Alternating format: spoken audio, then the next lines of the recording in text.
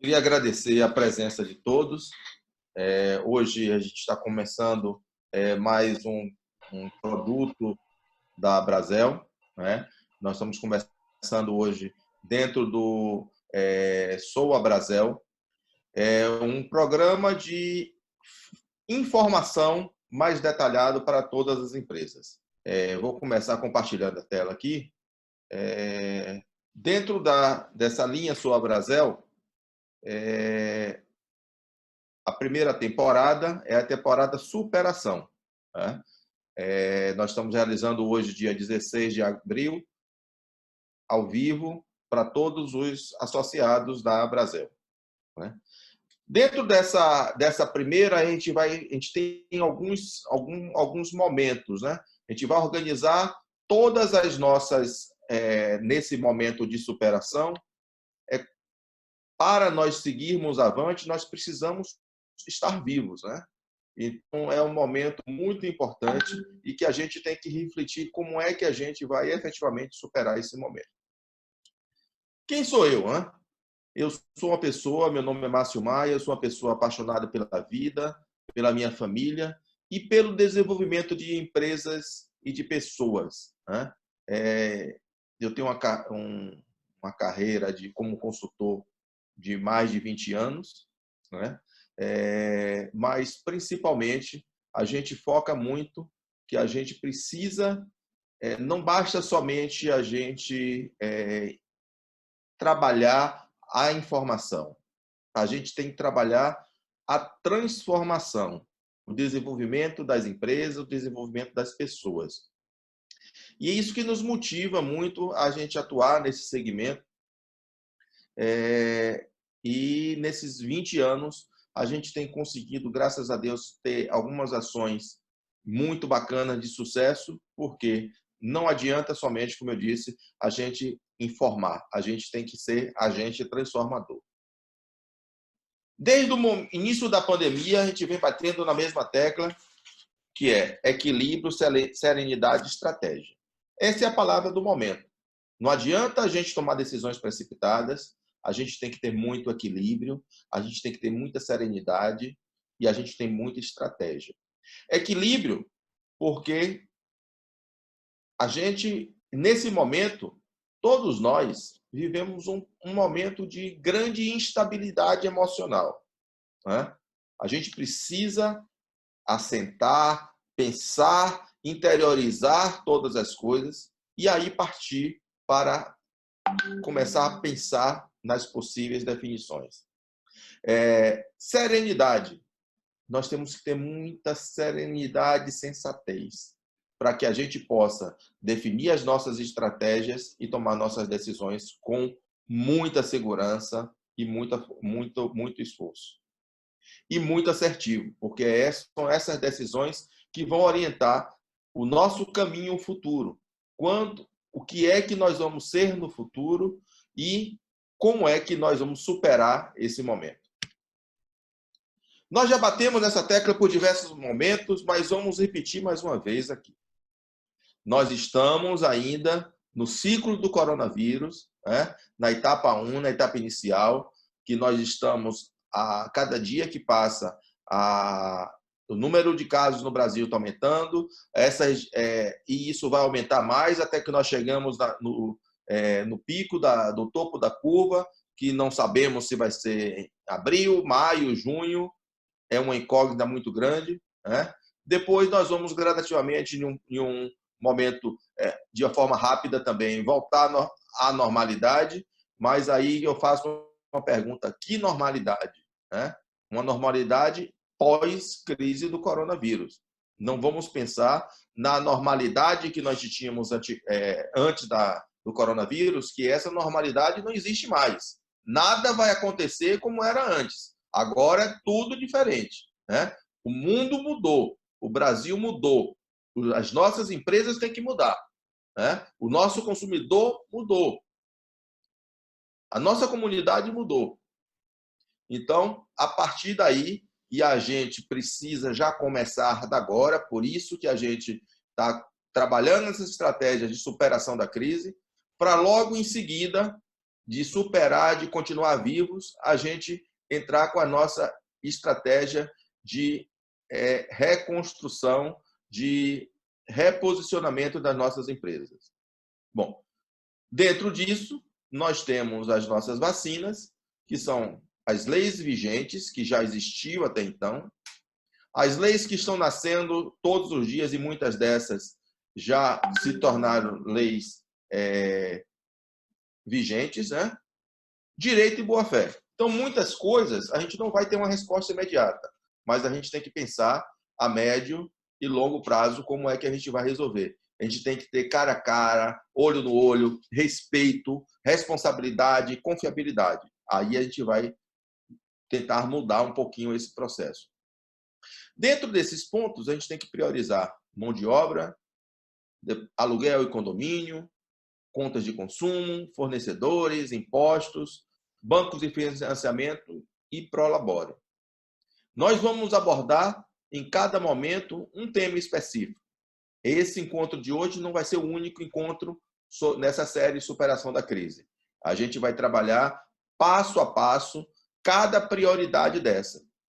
Hoje a gente vai falar muito sobre como a gente vai se estruturar, como a gente vai analisar a nossa situação financeira, como a gente vai pensar nos cenários, como é que a gente vai adotar as medidas trabalhistas, quem não adotou ainda, e falar um pouco sobre as linhas de crédito.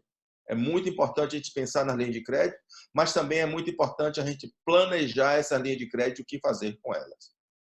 Então, um lembrete muito importante, nós precisamos analisar urgentemente o fluxo de caixa para o período de março, que nós estamos pensando, temos que voltar, que muita gente ainda está com pendências de alguns pagamentos no mês de março, até dezembro. Então, nós temos que pensar no fluxo de caixa do ano de 2020. Nessa análise de fluxo de caixa, a gente tem que pensar nos seguintes pontos. Posição atual, saldo de caixa, saldos bancários, conta por conta, banco por banco, valores a receber, se nós temos ainda algum valor a receber de cartão de crédito, pelo tempo que nós temos de paralisação. Os que não estão atuando com delivery praticamente devem estar com quase zero a receber de cartão de crédito. Cartão de débito também, os que não estão atuando com delivery ou retira, já devem estar com quase zero ou zero a receber. Valores a receber de cartão de benefício, também a mesma coisa. E outros valores a receber. Muitas empresas, elas têm vendem, fazem fornecimentos, enfim, tem outras formas de venda que não é somente via cartões ou dinheiro. Levantamento dos débitos atuais. Tudo que já existe. Primeiro ponto, a gente tem que pensar em tudo que a gente já está devendo. Nós fechamos, as empresas fecharam, ou as empresas estão apenas no delivery, ou as empresas estão com retira, mas ela, quando parou as suas atividades, quando mudou o formato de atividade, ela ficou com débito de pessoal, de aluguel, contas de consumo, fornecedores e impostos. Tudo isso a gente tem que planilhar. Tudo isso a gente tem que planejar e pensar. Nós precisamos, então, esse é o cenário atual, é um cenário que a gente vai ter toda essa estrutura de verificar o retrato de hoje. Então, isso eu já estou devendo. A partir daí, eu tenho que pensar do daqui para frente. Do daqui para frente. Então, daqui para frente, eu já tenho um fluxo de caixa. Eu vou abrir, assim que eu terminar de falar esse quadro, eu vou abrir uma planilha que está lá na página da Brasel, né? Planilha financeira, que vai me dar para quem não tem sistema. Para quem tem sistema de gestão aplicado, quem tem seus controles, é ótimo, excelente. Quem já utiliza a sua planilha é excelente. O que nós precisamos é ter controles, né? Eu vou apresentar, e está disponibilizado pela Brasel, uma planilha de sugestão, mas o importante é que a gente se organize e tenha os nossos controles. Então, a gente vai pensar qual vai ser a nossa previsão de vendas nesse período. Previsão de vendas, seja nesse momento atual, que a loja está fechada, que nós estamos apenas com delivery, quem está ou está faturamento zero, ou está com faturamento do delivery ou vem buscar, né? Então, a gente tem que pensar uma estimativa de alguns cenários diferentes em cima desse faturamento ou não do momento. A gente tem que pensar a médio e longo prazo qual vai ser os cenários que a gente espera reabrir as nossas empresas. Quando é que a gente deve reabrir as empresas? Quais são? Nós vamos abrir com 30% do faturamento, com 40%, com 50%, com 70%. A gente fez uma estimativa do mercado em reabrir com 30%, lá para o meado do semestre, do próximo segundo semestre desse ano, talvez chegar a 50%, no final do ano chegar a 70%, e o ano que vem voltar a 100% do faturamento do mercado de food service. Porém, isso não significa que todas as empresas vão ser iguais. As empresas que se preocuparem mais com a sua imagem, com o seu posicionamento, com atender de forma diferenciada o consumidor, essas empresas certamente elas vão ter um percentual maior do que as empresas que estão paradas no tempo, né? Então, é por isso que a Brasel ela está tomando a iniciativa de trabalhar com vocês, trabalhar com as empresas, de fortalecer as empresas de forma com que ela tenha uma ação inovadora e comece a se planejar para esse recomeço, essa reabertura das lojas. Em cima disso, a gente tem que estimar os impostos, né, que nós temos a pagar, né, mesmo que esses impostos sejam pagos a partir do semestre que vem, mas nós temos que considerá-los e temos que pensar muito que temos impostos desse período para pagar no final do ano que vem e temos que ter um planejamento financeiro muito bom, porque ele vai acabar coincidindo com o 13º salário, com as férias que vão estar junto com o 13º salário para quem concedeu férias nesse período, enfim. A gente tem que analisar o fluxo de caixa perfeito do exercício. Também, dentro desses cenários de abertura parcial só com delivery agora, ou reabertura das lojas a partir, talvez, de julho, junho, julho, não sabemos ainda bem ao certo, né? A gente tem que pensar na previsão de custos, e aí eu faço uma diferença muito grande entre custos e despesas. Custos são os nossos insumos, produtos que a gente compra, vende ou compra, transforma e vende. Despesas é algo que a gente paga e não comercializa. Então, custo são os nossos insumos, são produtos de venda direta, é a bebida que a gente compra, a gente vende, né? A sobremesa que a gente compra, o picolé, o sorvete que a gente compra, o que a gente vende. Produtos, insumos para produção são produtos, certo? Que a gente compra, transforma esses produtos e vende, né? Então, no momento que a gente trabalha com um buffet de self-service, a gente compra o feijão, a gente compra os demais ingredientes, se prepara o feijão e vende. Então, esses são os insumos de produção. A gente tem gás, a gente tem embalagens descartáveis, se a gente utiliza essas embalagens descartáveis para o produto e a gente cobra por essa embalagem descartável, enfim. E temos uma série de outras coisas que a gente pode agregar aí, mas os pontos principais são esses. Então, a gente tem que avaliar esses pontos de acordo com o cenário que a gente vai estar. Então, se a gente tem um cenário de produção, de comercialização de 30% da nossa estimativa, do que nós estimamos que vamos, em determinado momento, vender 30% do que nós vendíamos antes, né? Então, significa que eu tenho que estimar que esses produtos de matéria-prima e produtos de venda direta são referentes a essa mesma proporção. E aí se fala muitos perguntam, qual é o ideal? Se fala em 25% até 40%. Né? Isso depende muito do conceito da empresa, do perfil do negócio, se é um negócio que tem um valor mais de venda mais com um ticket mais incrementado, de maior valor agregado, ou se é uma venda de menor valor agregado. Então, tudo isso aqui a gente tem que considerar na definição do nosso CMV, que se fala em 25 até 40, 40 e poucos por cento. Mas isso é muito relativo, depende de empresa a empresa. O ideal é não superar os 30%. Bom, previsão de despesas com pessoal. Aí a gente tem que pensar nos salários, estagiários, se for o caso, vale transporte, alimentação da equipe, benefícios, FGTS, INSS, medicina ocupacional, Prolabore, férias, 13º e rescisão de contrato de trabalho.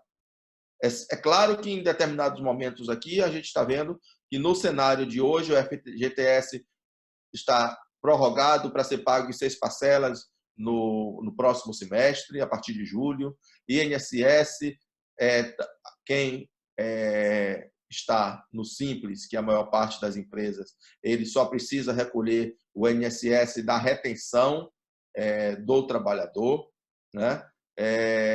Vale transporte, Prolabore, as empresas precisam, os empresários precisam sobreviver.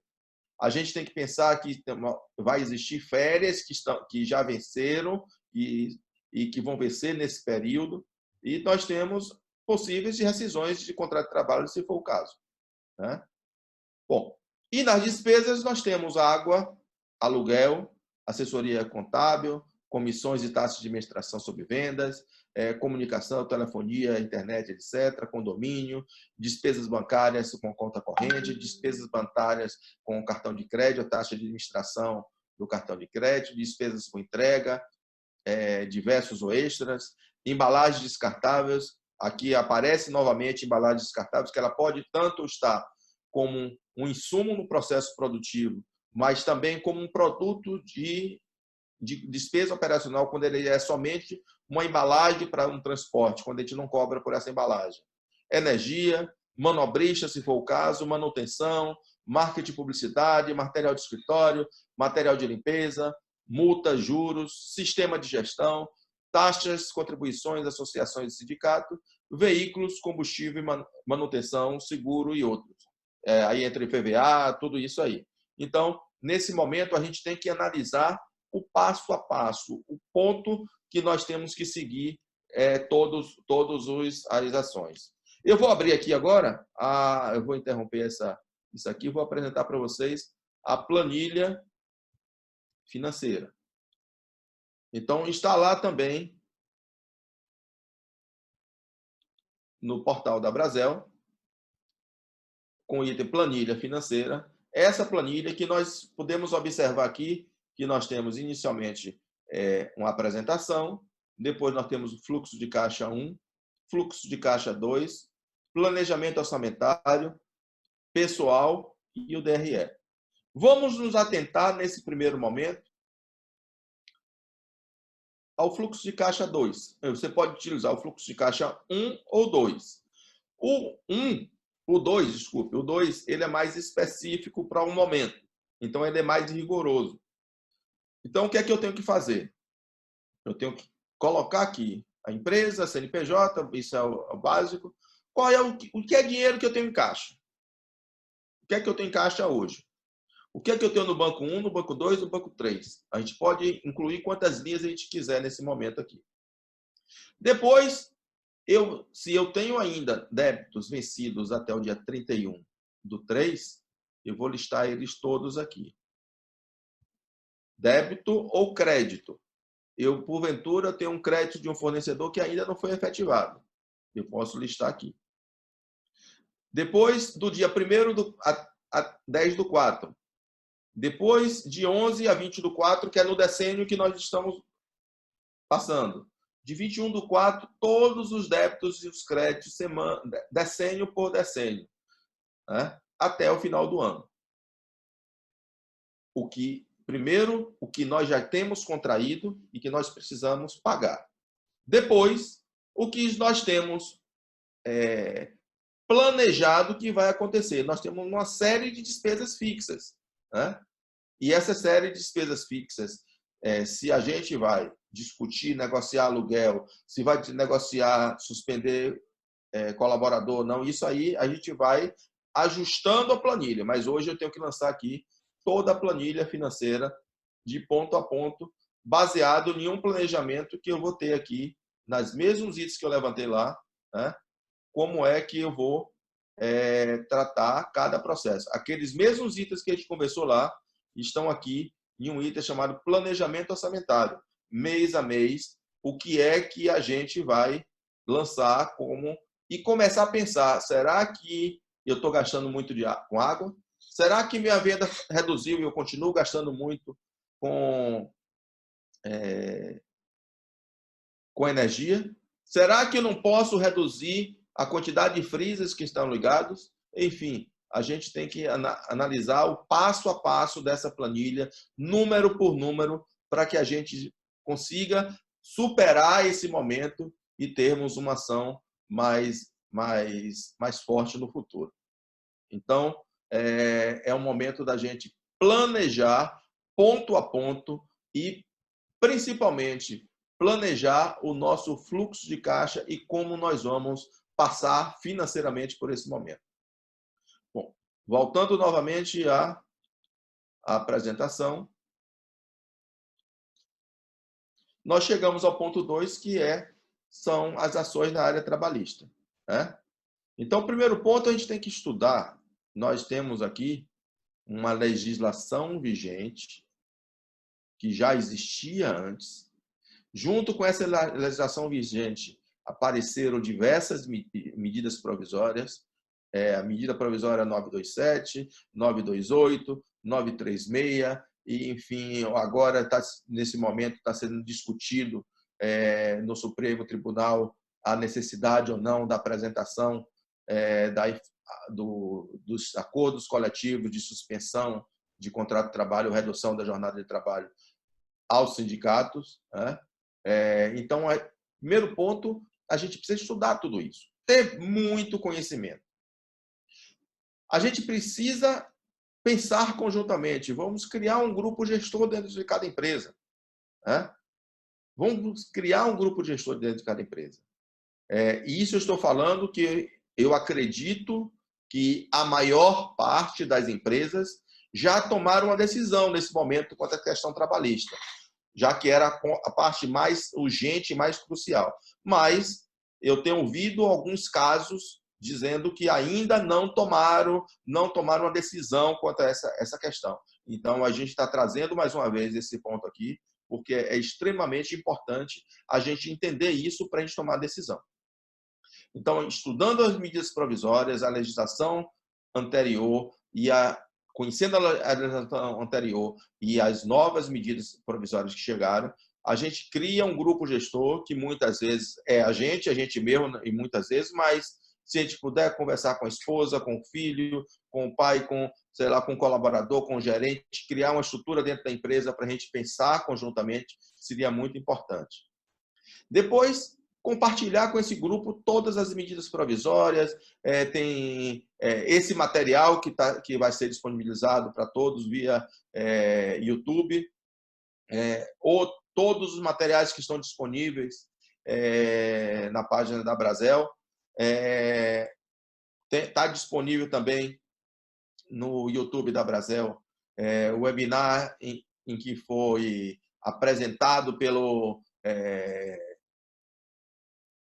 secretários do Ministério do Turismo também essas medidas provisórias. Enfim, todo o material que a gente fala sempre que é importante na página da Brasel, no YouTube da Brasel, tem informações suficientes para vocês tomarem decisão. E se tiver alguma dúvida, pode consultar a Brasel, que a Brasel terá o maior prazer de estudar e responder com o menor tempo possível. Existe um grupo no Telegram, a Brasel Bahia, e nesse grupo do Telegram qualquer um pode encaminhar qualquer dúvida que será respondido pela Brasel. E também nas nossas lives diárias, todos os dias 21 horas tem a live da Brasel, acho que já se tornou a reunião de família dos abrasileiros e da família de bares e restaurantes da Bahia e do Brasil. Então, todas as dúvidas que vocês tiverem também podem ser tiradas nesse momento.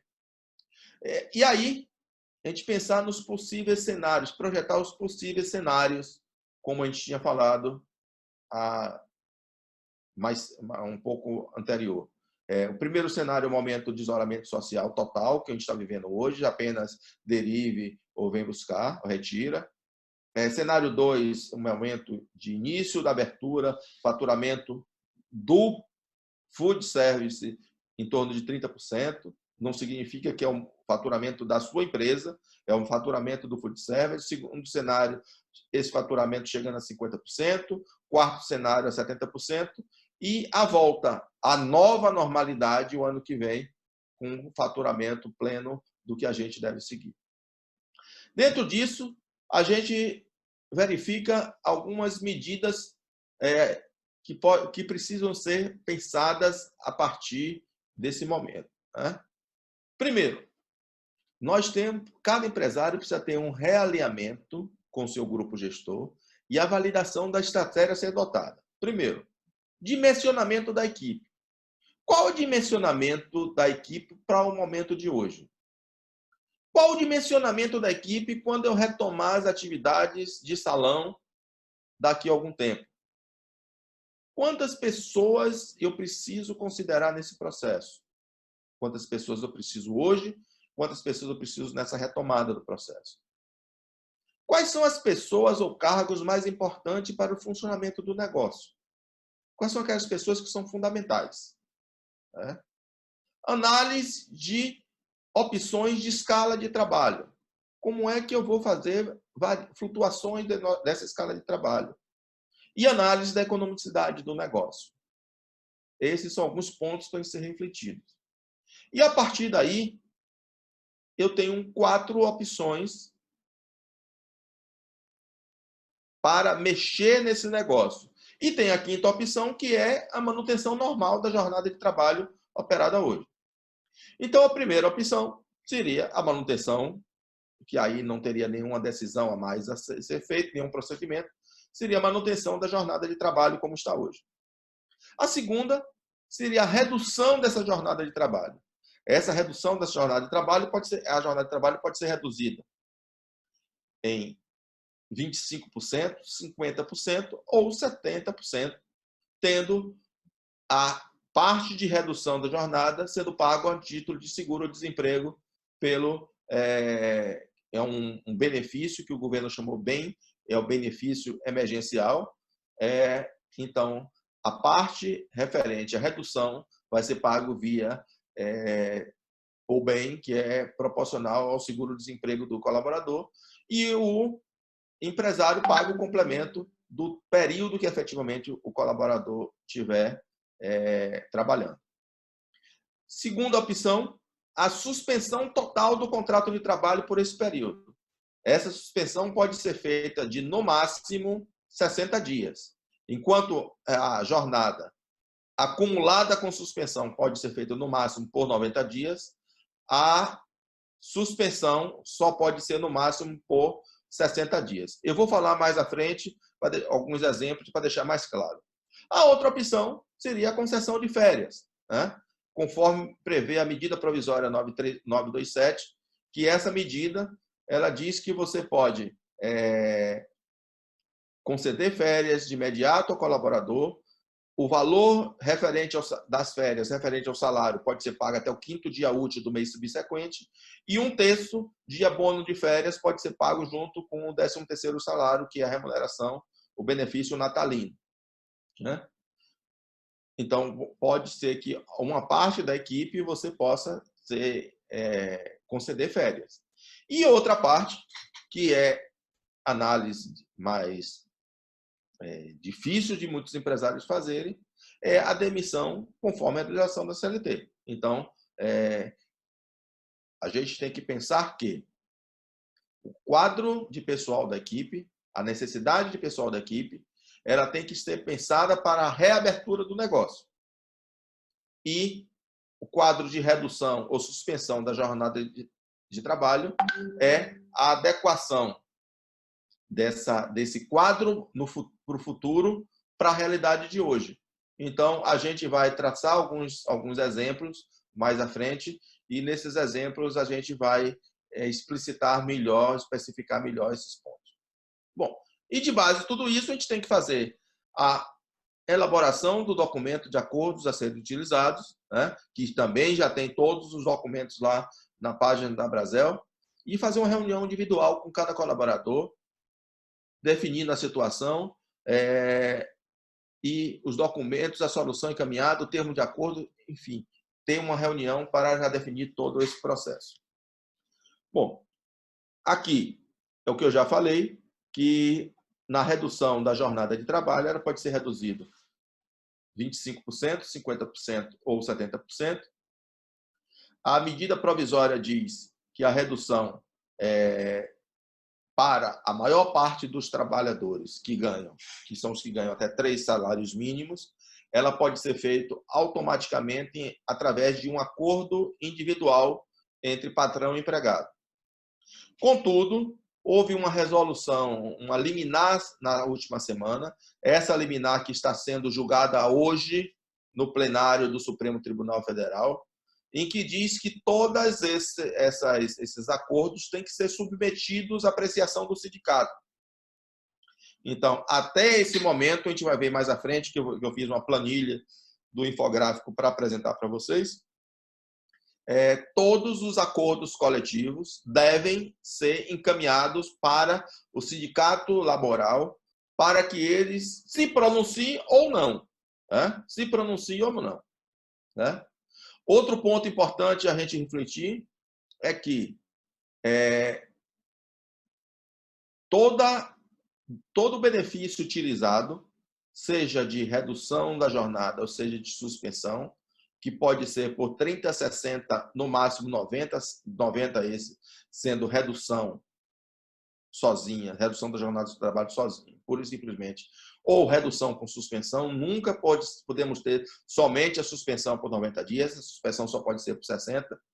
O período de utilização do benefício, o trabalhador vai ter uma estabilidade de emprego do mesmo período após o benefício. Ou seja, se nós, com os trabalhadores que nós tivemos a utilização de uma dessas medidas por 60 dias, ele vai ter de estabilidade mais 90 dias. Se for 60, mais 60. Se for 90, mais 90.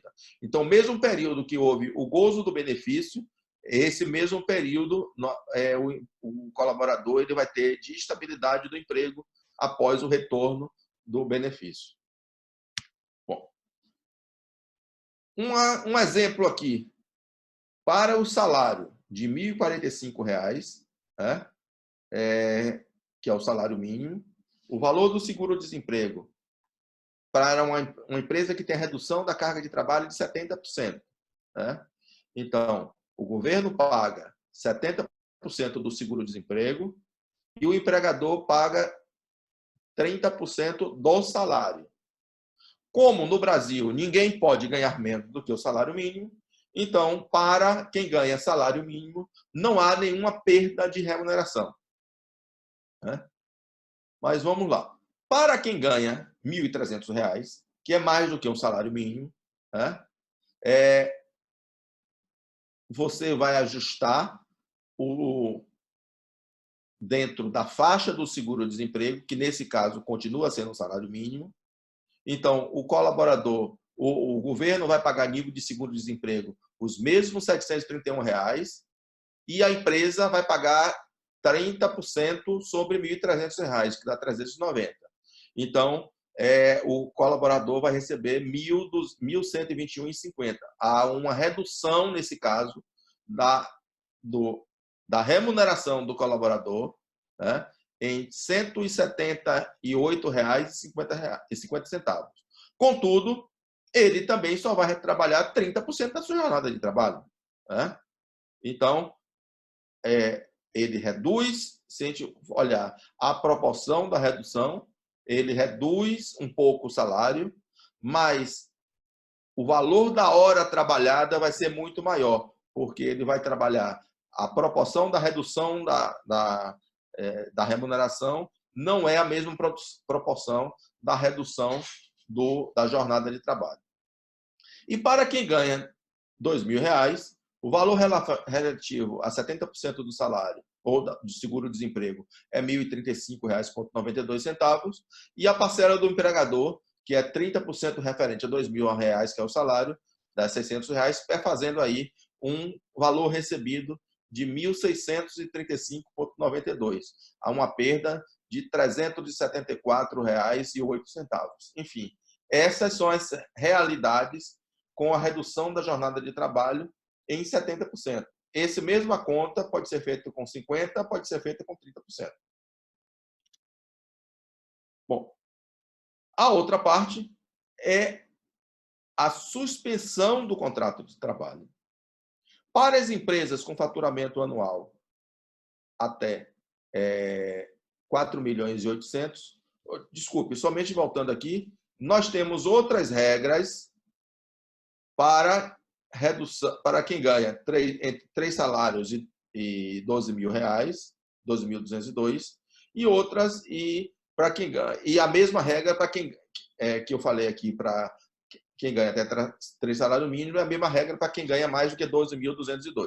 Então, para apenas se a medida provisória, se o Supremo não mudar a liminar hoje, todos têm que ser apresentados ao sindicato. Porém, para quem ganha de 3.117 e 12.202,12, né, na redução da jornada de trabalho, precisa necessariamente de um acordo coletivo de trabalho com o sindicato. Para a suspensão do contrato de trabalho, né, a grande diferença entre a redução da carga da jornada de trabalho é que empresas até 4.800.000, ela não tem nenhuma obrigação, ela pode ser suspenso o contrato de trabalho e 100% da obrigação é paga de seguro-desemprego pelo governo. Para as empresas com faturamento anual com mais de 4.800.000, o governo só paga 70% do valor a nível de seguro-desemprego e 30% a empresa continua pagando. Esse benefício ele tem um prazo máximo de 60 dias. Então, ele não pode ser utilizado pelos 90 dias. Os 90 dias, ele pode compor os 90 dias. Você pode ter 30 de suspensão e 60 de redução, 60 de suspensão e 30 de redução, 30 de suspensão e 60 de redução. Aí você vai fazer um ajuste e ver quais são as melhores opções. Importante frisar que durante o período de suspensão da jornada do contrato de trabalho, o colaborador ele não faz jus a férias, 13º, FGTS, INSS, não conta no seu tempo de trabalho. Isso não é nada novo, isso já consta na CLT, que nos casos de suspensão do contrato de trabalho, os benefícios acessórios são suspensos também. Aqui um exemplo para a empresa que fatura até 4.800.000. Basicamente, o empregador não tem nada a pagar, o colaborador que ganha um salário mínimo continua ganhando o salário mínimo, que ganha R$ 1.300 mantém o salário mínimo, ele vai ter uma redução. E para quem ganha R$ 2.000, ele vai receber R$ 1.479,89. Né? Se a gente olhar aqui, 100% da remuneração aqui é com base no valor do seguro-desemprego da categoria salarial. Para quem ganha para as empresas com faturamento acima de 4.800.000, ela tem obrigatoriamente que pagar 30% do salário. Então, 70% do salário é pago como seguro-desemprego e 30% é pago pelo empregador. Então, todas as empresas que têm acima de 4.800.000 de faturamento, elas têm que pagar 30%. Bom, aqui um outro exemplo de como a gente pode fazer Um exemplo prático, né? Para uma empresa de 10 funcionários, 10 empregados. Primeiro mês, ela pode suspender os 10, né? Faz a suspensão do contrato de trabalho dos 10. Segundo mês, ela continua com suspensão do contrato de trabalho dos 10. No terceiro mês, ela faz a redução da jornada de trabalho de 5 com 70%, de 3 com 50% e de 2 com 25%. Isso é um quebra-cabeça, né, que a gente pode montar esse quebra-cabeça da melhor forma com que a realidade da empresa necessite. No exemplo 2, nós temos no primeiro mês 5 empregados com suspensão de contrato de trabalho, 3 empregados com redução de 70% da jornada, 1 empregado com 50% da jornada de trabalho, 1 empregado com 25% da jornada. Já no segundo mês, continua a mesma coisa do primeiro mês. Chega no terceiro mês, que não pode ter mais suspensão, ele passa 5 colaboradores com redução de 70%, 4 com redução de 50% e 1 com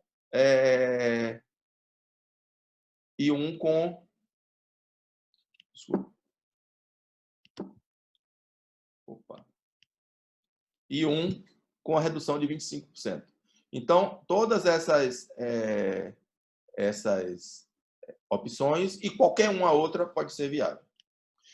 Apenas para deixar claro aqui, em um calendário dos salários, da MP dos salários, a MP foi publicada dia 1º de abril. Então, a partir do dia 2, pode ser feito o comunicado a cada colaborador. A MP também diz que é necessário que seja comunicado ao colaborador 48 horas antes de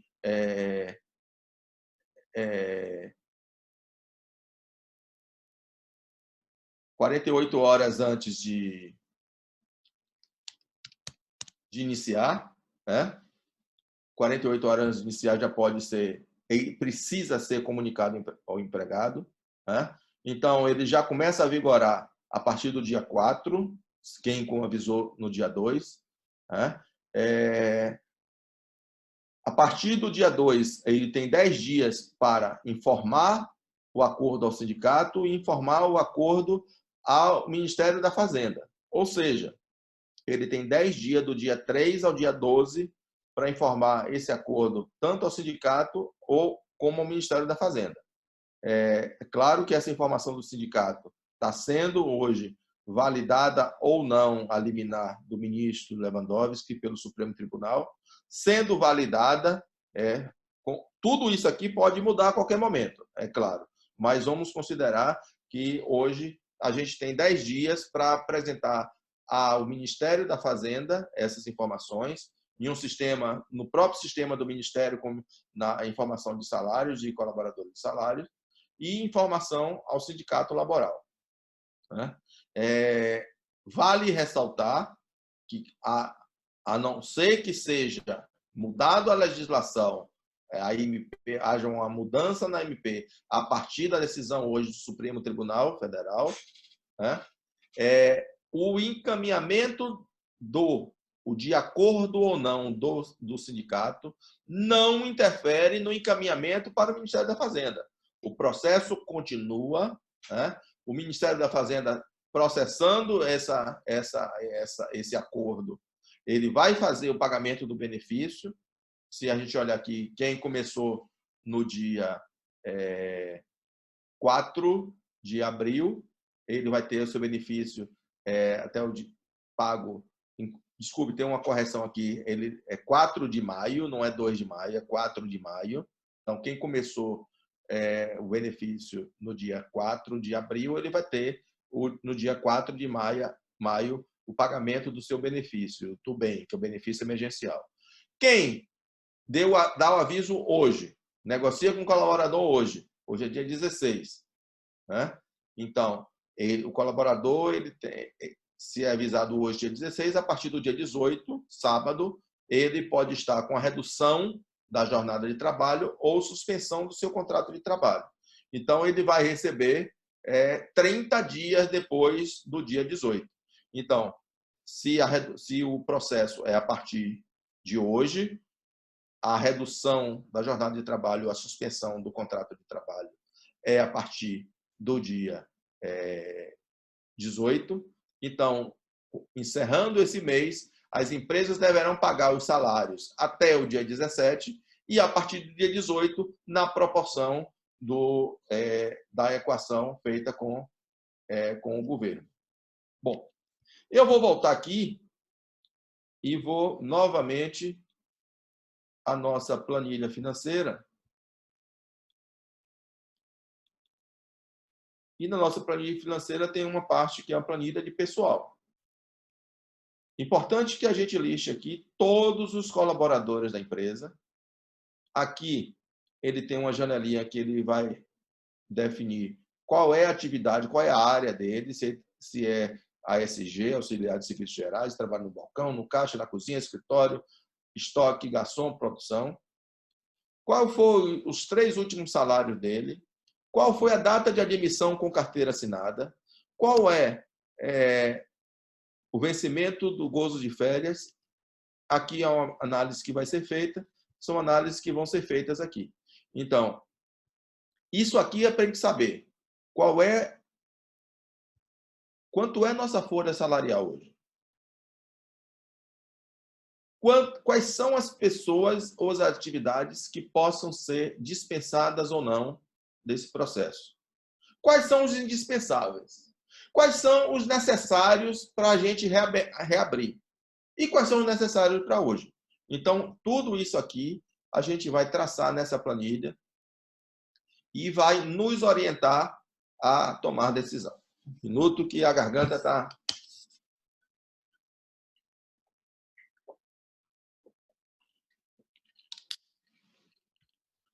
Ok? As dúvidas que vocês tiverem podem ir. Eu não sei se já está liberado para perguntas ou não, mas já estamos caminhando para as etapas finais. Então, as dúvidas que, porventura, vocês tiverem, podem ir encaminhando para perguntas. Bom, voltando à nossa apresentação, vamos falar agora nas principais linhas de crédito disponíveis no momento para a Covid-19. A primeira e a mais discutida nesse momento é a linha de crédito do Banco do Nordeste, que é uma linha de crédito emergencial instituída pela resolução do Banco Central. Essa linha de crédito, com recursos do FNE, ela beneficia todas as empresas localizadas no Nordeste do Brasil e no Norte de Minas Gerais. São a região beneficiada pelo Fundo Constitucional do Nordeste, o FNE. Essa linha de crédito ela tem uma taxa negativa, uma taxa de 2,5% ao ano. Ela tem uma carência até o dia 31 de dezembro de 2020. Ela tem prazo de pagamento de 24 meses. Deixa eu voltar um pouquinho aqui. Quando eu falei taxa de juros negativo, significa que a Selic está estimada em 3,75 ano. A Selic é a taxa de remuneração básica da correção monetária do dinheiro. Então, como ela é 2,5 final, ela tem 1,5 a menos do que a Selic. Por isso, com a taxa de juros negativa. Ela tem um limite de capital de giro de R$100 mil, limite de capital de giro associado a investimento de R$200 mil. Ele pode ser 100% investimento, né? Mas ele pode ter até 30% desse valor de capital de giro, né? Então, é importante a gente pensar que não é os investimentos que possam ser feitos hoje são investimentos para que seja adequada à nova realidade do momento, à nova normalidade, né? Tem que ser pensado e refletido muito esses investimentos nesse momento. Limite de crédito. O banco vai ter que estabelecer um limite de crédito para cada empresa. Então, para estabelecer esse limite de crédito, é importante que, pelo menos, a empresa tenha 10 meses de faturamento. Então, o Banco do Nordeste diz que as empresas que têm menos de 10 meses de faturamento, é muito difícil, se estabelecer o limite de crédito em cima dessa medida provisória, dessa linha de crédito emergencial. Normalmente, o limite de crédito está em torno de 10% a 20% do faturamento de 2019. Ou seja, uma empresa que tem um faturamento de 2019 de R$ 1 milhão, ele deve ter sua linha de crédito entre 100 e 200 mil reais, seu limite de crédito. Mas esse limite de crédito pode ser reduzido de acordo com o endividamento da empresa ou no Banco do Nordeste ou outras instituições. Por exemplo, a empresa que tem um faturamento de R$ 1 milhão, ela pode ter um limite de crédito de até R$ 200 mil, mas ela já está devendo 50 ao banco A, 50 ao banco B e 30 ao banco C. Ou seja, o limite de crédito dela é 200 mil reais, mas ela já está devendo 130, então o limite de crédito será agora de 70 mil reais. Então, tudo isso são análises que vão ser feitas pelo banco. Garantia. Dentro do endividamento de até 50% do seu limite de crédito, não é o crédito concedido, do seu limite de crédito, pode ser feito apenas com aval, desde que o avalista comprove capacidade para o pagamento do empréstimo. Para valores acima desse percentual, será necessária a garantia real. E as empresas precisarão estar com o seu cadastro atualizado no Banco do Nordeste. As empresas que já são clientes estão com o cadastro atualizado, ótimo. Quem não está com o cadastro atualizado precisa atualizar. E quem não é cliente precisa fazer o cadastro. Bom, aqui a gente tem um fluxo do processo, nenhuma parceria entre a Brasel Bahia e o Banco do Nordeste. Então, dentro dessa parceria, a Brasel criou um informativo no Google Docs, que todas as empresas que receberem essa informação, esse link, vão responder essa pesquisa, e todas as segundas-feiras a Brasel compila essas informações e repassa para o Banco do Nordeste. O Banco do Nordeste analisa essas informações e em 48 horas ela dá um retorno desse crivo para a Brasel. Esse crivo ela pode ter 3 resultados. Primeiro resultado, crivo aprovado e a empresa com cadastro atualizado do Banco do Nordeste. Isso é simples, a agência do Banco do Nordeste vai contactar com a empresa e processa o financiamento. É feito o processo, assinou o contrato, é feito o processamento do financiamento e é liberado o crédito em conta corrente da empresa. A segunda opção, o crivo é aprovado, mas a empresa não tem cadastro no Banco do Nordeste ou o cadastro não está atualizado. Então, a empresa envia o cadastro do Banco do Nordeste, o Banco do Nordeste avalia, define o limite de crédito, a agência contata, faz o processamento e libera o crédito na conta do cliente. E a última opção, a empresa está com pendências no crivo do BNB. Então, ela vai ter que procurar o BNB para resolver essas pendências no crivo, analisar quais são as possíveis restrições, porque, efetivamente, o banco vai analisar as restrições financeiras, creditícias. Então, no crédito, para a concessão do crédito, ele vai avaliar o risco do banco e na concessão desse empréstimo. Então, ele pode conceder o financiamento ou pode não conceder o financiamento. Então, esse é o fluxo da parceria Abrazel com o Banco do Nordeste. Outro programa muito importante é o Programa Emergencial de Suporte ao Emprego. É um programa de financiamento do salário. É um programa de financiamento do salário. Esse programa tem uma taxa. Aquele programa anterior com recursos do FNE, só operado pela instituição que opera FNE no Nordeste, que é o Banco do Nordeste.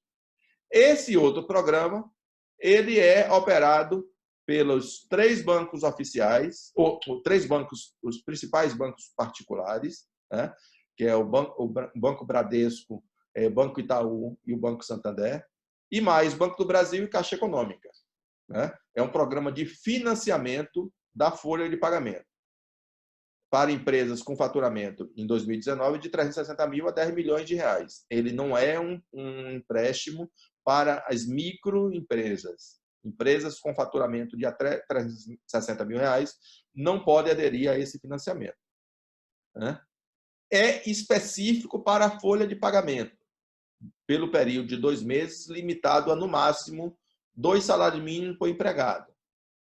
É um financiamento, ou seja, você pode utilizar esse financiamento para pagar a parte do empregador diante da redução da jornada de trabalho, ou a parte do empregador na suspensão do contrato de trabalho para as empresas com faturamento acima de 4.800.000, né? Enfim, isso aí ele pode ser contratado, são créditos destinados exclusivamente para processamento de folha de pagamento. As empresas têm que ter a folha de pagamento processada eletronicamente pela instituição financeira participante. As empresas não poderão utilizar esse recurso para outra finalidade. As empresas, os colaboradores da empresa terão seu contrato, estabilidade do seu contrato de trabalho, desde o período da liberação da primeira parcela até 60 dias após a liberação da última parcela da linha de crédito. A contratação desse financiamento pode ser até o dia 30 de junho, né? Ele tem carência de 6 meses e prazo de pagamento de 36 meses. Porém, também, como todas as linhas de crédito, os bancos observarão as políticas próprias de crédito de cada instituição e eventuais restrições, né? Então, essa é uma outra linha de financiamento que pode ser recorrido nesse momento. E outras linhas de crédito que estão sendo aguardadas, que ainda não temos uma linha de crédito específica para microempresa, né? Para a empresa que fatura até R$360 mil ao ano, nós não temos uma linha de crédito ainda específica e direcionada para essa empresa.